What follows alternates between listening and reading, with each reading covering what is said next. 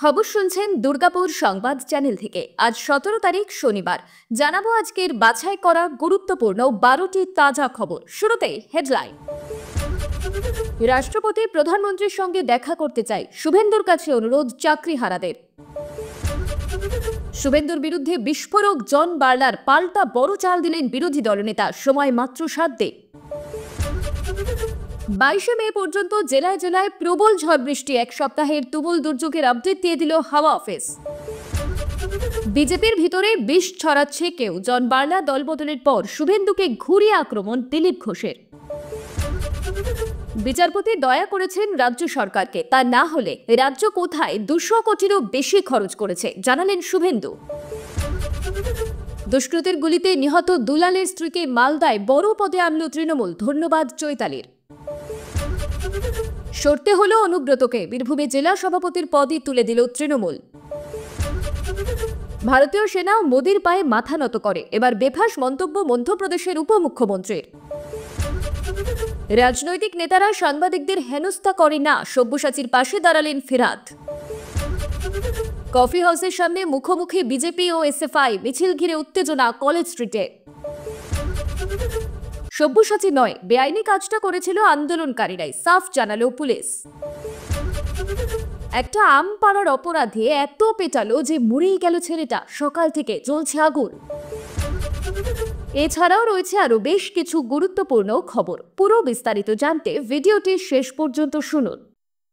বিকাশ ভবনে আন্দোলনরত চাকরিহারা শুক্রবার সন্ধ্যায় পাশে পেলেন রাজ্য বিধানসভার বিরোধী দলনেতা শুভেন্দু অধিকারীকে। তার কাছে আন্দোলনকারীদের পক্ষ থেকে চাকরিহারা শিক্ষকদের তরফ থেকে আবেদন করা হলো, তারা প্রধানমন্ত্রী নরেন্দ্র মোদী এবং রাষ্ট্রপতি দ্রৌপদী মুর্মুর সঙ্গে দেখা করতে চান। শুভেন্দুকে চাকরিহারা চিন্ময় মণ্ডল বলেন, আমাদের একটা অনুরোধ, রাষ্ট্রপতি আর প্রধানমন্ত্রীর সঙ্গে দেখা করতে চাই, একটু দেখবেন। শুভেন্দু অবশ্য তাদের জানিয়েছেন দুটো জিনিস একসঙ্গে হতে পারে না, কেউ কেউ মিটিং করবেন আবার আন্দোলন করবেন, হতে পারে না। গোটা বিষয়টি তিনিই দেখবেন বলে আশ্বস্ত করেছে।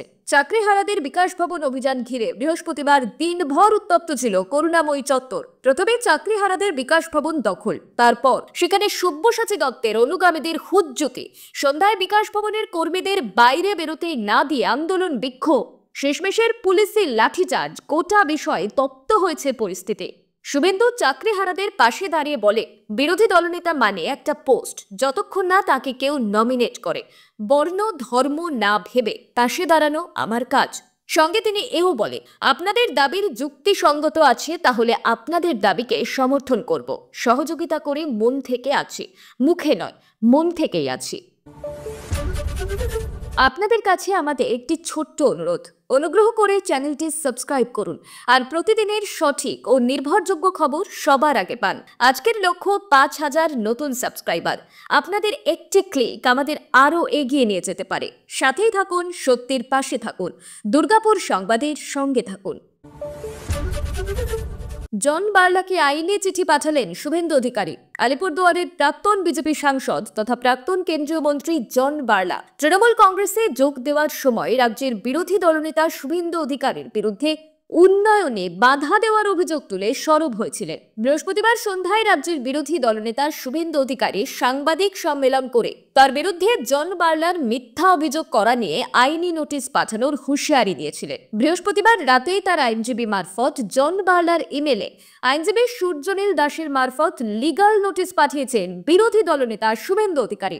নোটিশে তিনি তার বিরুদ্ধে জন বার্লার করা অভিযোগের প্রমাণ দিতে বলেছেন, না হলে আগামী 7 দিনের মধ্যে লিখিতভাবে এবং প্রকাশ্যে নিঃশর্ত ক্ষমা প্রার্থনা করতে হবে।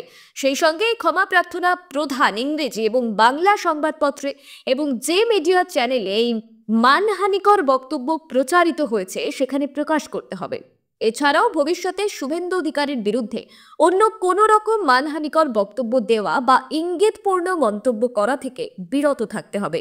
যদি এই দাবিগুলি পূরণ না হয় তাহলে তিনি দেওয়ানি এবং ফৌজদারি আইন পদক্ষেপ নেওয়ারও হুঁশিয়ারি দেন। হাওয়া অফিস আগেই জানিয়েছিল আগামী কয়েকদিন রাজ্যের জেলায় জেলায় মুখ ভার থাকবে আকাশে। জায়গায় জায়গায় তুমুল ঝড় বৃষ্টি, কালবৈশাখী দাপট দেখাবে। ঘন্টায় 50 কিমি বেগে ঝোড়ো হাওয়া বইতে পারে। একটানা ঝড় বৃষ্টিতে বেশ কিছু জেলায় 2 থেকে 3 ডিগ্রি পর্যন্ত তাপমাত্রা কমতে পারে। কবে কোন জেলায় ঝড় বৃষ্টি দুর্যোগ জানিয়ে দিল হাওয়া অফিস। হাওয়া অফিস জানাচ্ছে আগামী 22শে মে পর্যন্ত কলকাতা, হাওড়া, হুগলি, উত্তর 24 পরগনা, দক্ষিণ 24 পরগনা, 2 মেদিনীপুর, ঝাড়গ্রাম, পুরুলিয়া, বাঁকুড়া, 2 বর্ধমান, বীরভূম, মুর্শিদাবাদ, নদিয়ায় হালকা থেকে মাঝারি বৃষ্টি, বজ্রবিদ্যুৎ এবং ঝড়ের সম্ভাবনা। দক্ষিণবঙ্গের জেলায় জেলায় আগামী কয়েকদিন 30 থেকে 50 কিলোমিটার বেগে বইতে পারে ঝোড়ো হাওয়া। আগামী 4 দিন জেলায় জেলায় জারি হলুদ সতর্কতা।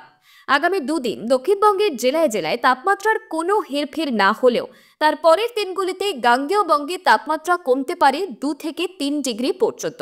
দার্জিলিং, জলপাইগুড়ি, আলিপুরদুয়ার, মালদহ, কোচবিহার, 2 দিনাজপুরেও আগামী কয়েকদিন ঝড় বৃষ্টির প্রবল সম্ভাবনা। 18 থেকে 20শে মে পর্যন্ত উত্তরবঙ্গের জেলায় জেলায় ভারী থেকে অতি ভারী বৃষ্টির সম্ভাবনা। ঝড় বৃষ্টিতে শস্যের ক্ষতি হতে পারে, সেই সতর্কতাও জারি করা হয়েছে আবহাওয়া দপ্তরের পক্ষ থেকে।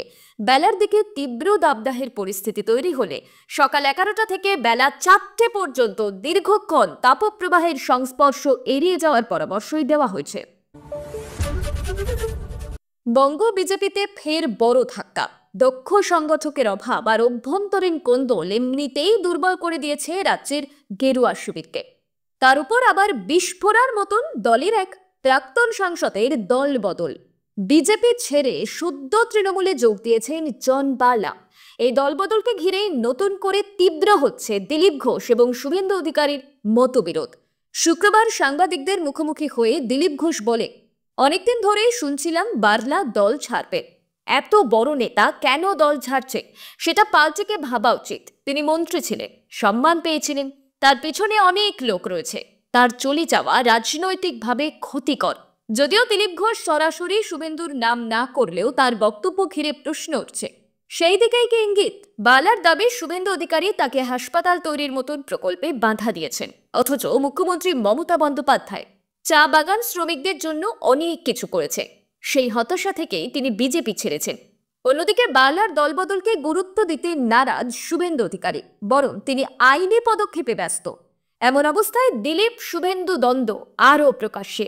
সম্প্রতি দিলীপ ঘোষকেও রাজ্য বিজেপির অনুষ্ঠানগুলিতে দেখা যাচ্ছে না, এমনকি কলকাতার তেরঙ্গা যাত্রাতেও তার ডাক পড়েনি।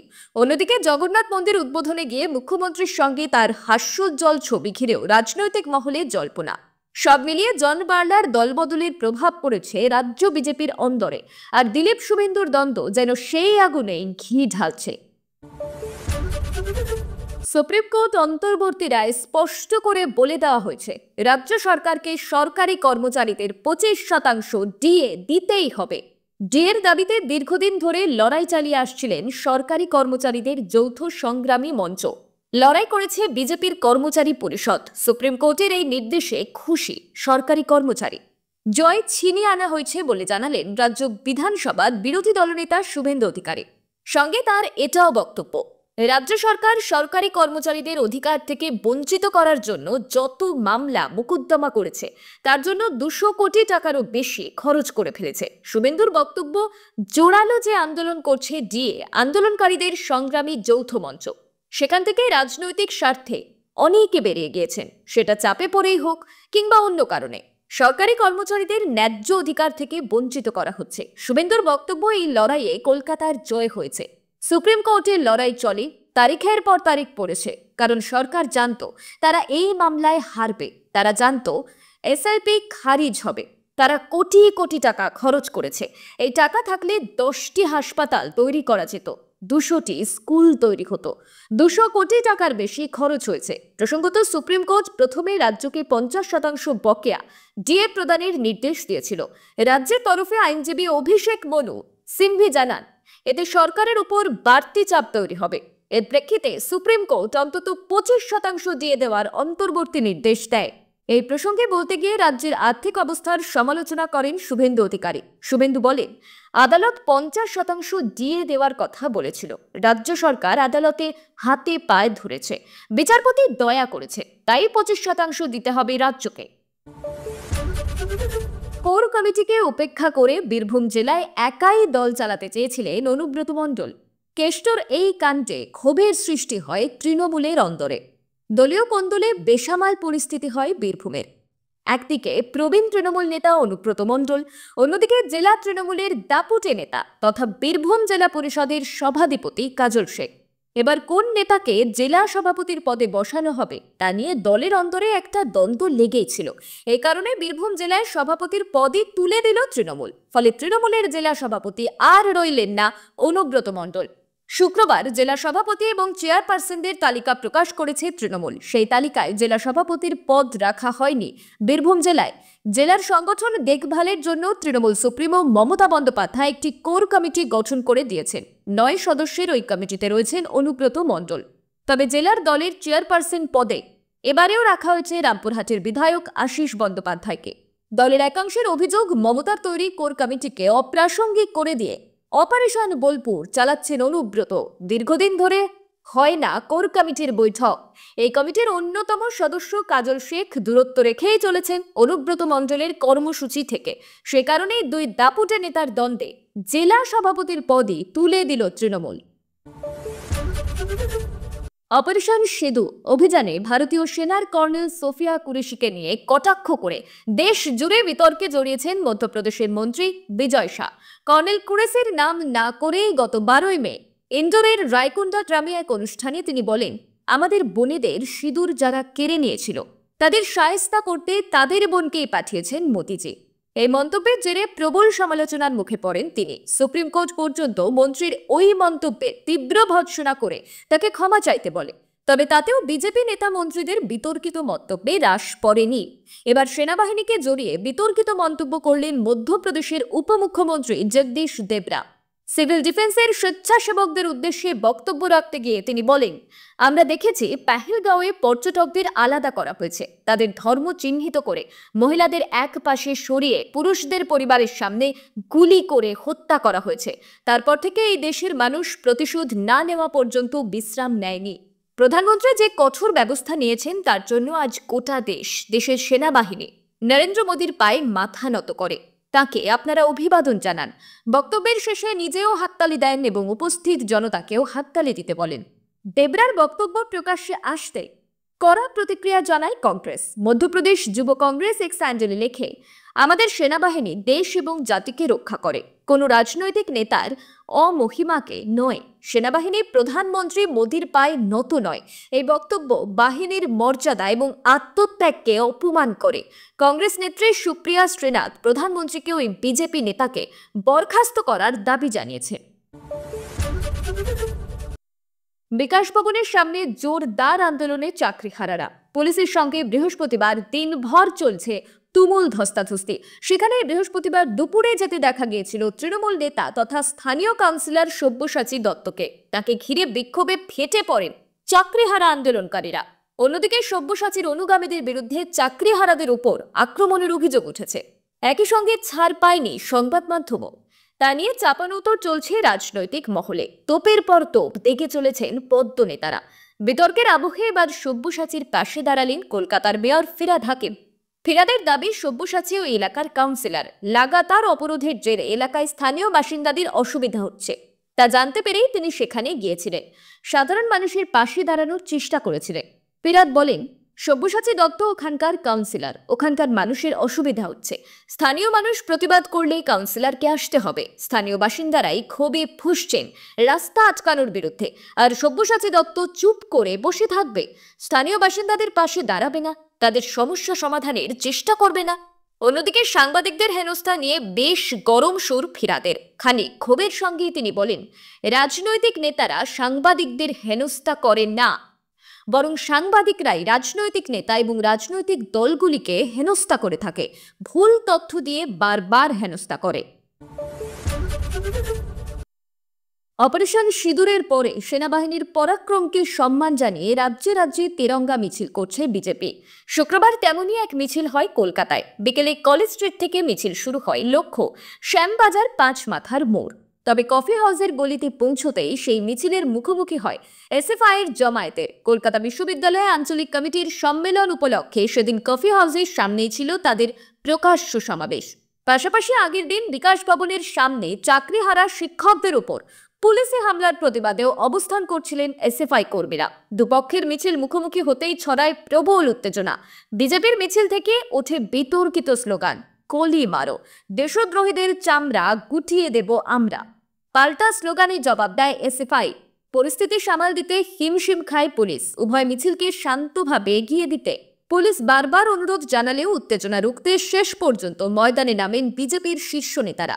বেশ কিছুক্ষণ পর পরিস্থিতি নিয়ন্ত্রণে আসে। ফের শান্তিপূর্ণভাবে এগোতে থাকে বিজেপির মিছিল। মিছিলে উপস্থিত ছিলেন রাজ্য বিজেপির সভাপতি সুকান্ত মজুমদার, বিরোধী দলনেতা শুভেন্দু অধিকারী, বিজেপির রাজ্য সম্পাদকেরা এবং একাধিক সাংসদ। বিজেপির অভিযোগ, এসএফআই ইচ্ছাকৃতভাবে তাদের মিছিল আটকাতে চেয়েছিল। পাল্টা এসএফআই দাবি করে তাদের কোনো বাধা দেওয়ার উদ্দেশ্য ছিল না, বরং পুলিশের হামলার প্রতিবাদ জানাতেই তাদের উপস্থিতি। দুই রাজনৈতিক শক্তির রাস্তায় মুখোমুখি অবস্থান ঘিরে ফের রাজনৈতিক উত্তেজনা তৈরি হয়েছে শহরে।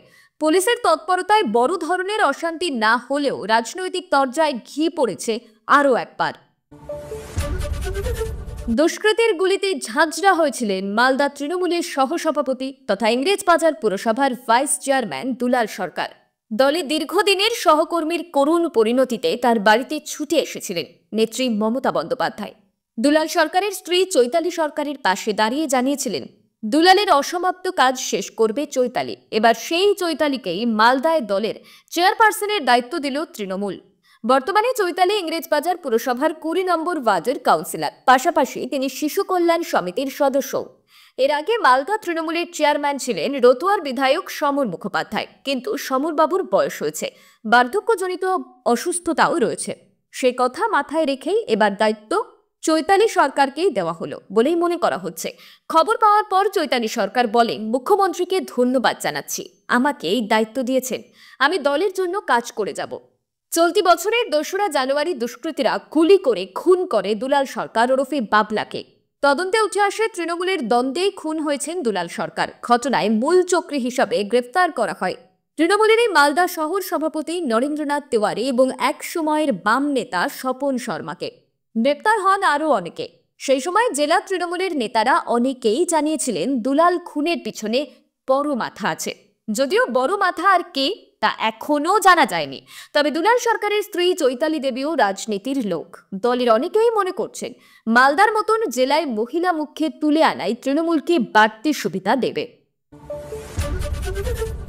বৃহস্পতিবার দুপুরে আচমকা বিধাননগর পুর নিগমে চেয়ারম্যান সব্যসাচী দত্ত বিকাশ ভবনে পৌঁছে যাওয়ার পরই পরিস্থিতি উত্তপ্ত হয়ে ওঠে। প্রবল বিক্ষোভের মুখে পড়তে হয় তাকে। কিছুক্ষণের মধ্যেই ধুমধুমার পরিস্থিতি তৈরি হয়, এমনকি সাংবাদিকদের মারধর করার অভিযোগ ওঠে সব্যসাচীর সঙ্গে থাকা তার অনুগামীদের বিরুদ্ধে। শুক্রবার সেই ঘটনার কথা বলতে গিয়ে চাকরিহারাদের কাজ করায় তুলল পুলিশ। শুক্রবার সাংবাদিকদের মুখোমুখি হয়েছিলেন এডিজি দক্ষিণবঙ্গ সুপ্রতিম সরকার এবং এডিজি আইন শৃঙ্খলা জাভেদ সামিম। সব্যসাচী দত্ত পৌঁছানোর পর কেন পরিস্থিতি নিয়ন্ত্রণের বাইরে চলে গেল, কেন সাংবাদিকদের মারা হলো, এই প্রশ্ন তুলতেই পুলিশের স্পষ্ট জবাব আসে। প্রথম বেআইনি কাজটা আন্দোলনকারীদের তরফে করা হয়। সুপ্রতিম সরকার বলেন, ওই জনপ্রতিনিধি নিজের কাজে বিকাশ ভবনে এসেছিলেন, তাকে ঢুকতে দেওয়া হয়নি। এরপর তিনি ফিরে যাচ্ছিলেন, তখন তার গাড়ি আটকে দেওয়া হয়। কাউকে এভাবে আটকে রাখা যায় না, এটা আইন বিরুদ্ধ। পুলিশ কর্তা আরও বলে, আমি কাউকে রাস্তায় আটকে দেব, গাড়ি ঘেরাও করে 45 মিনিট ধরে থাকবো, এটা হয় না। তবে যেসব অভিযোগ উঠছে তা নিয়ে অভিযোগ দায়ের করা হলেও ব্যবস্থা নেওয়া হবে বলে জানিয়েছেন পুলিশ। মামার শ্রাদ্ধে যোগ দিতে নৈহাটিতে এসেছিল কিশোর। পাশের বাগানে অনেক আম ফলেছে দেখে ছুটে গিয়েছিল সেখানে। তবে আম পাড়ার দাম যে এভাবে দিতে হবে তা তার জানা ছিল না। একটা আমের জন্য প্রাণ দিয়ে মূল্য চোকাতে হলো 17 বছরের কিশোরকে।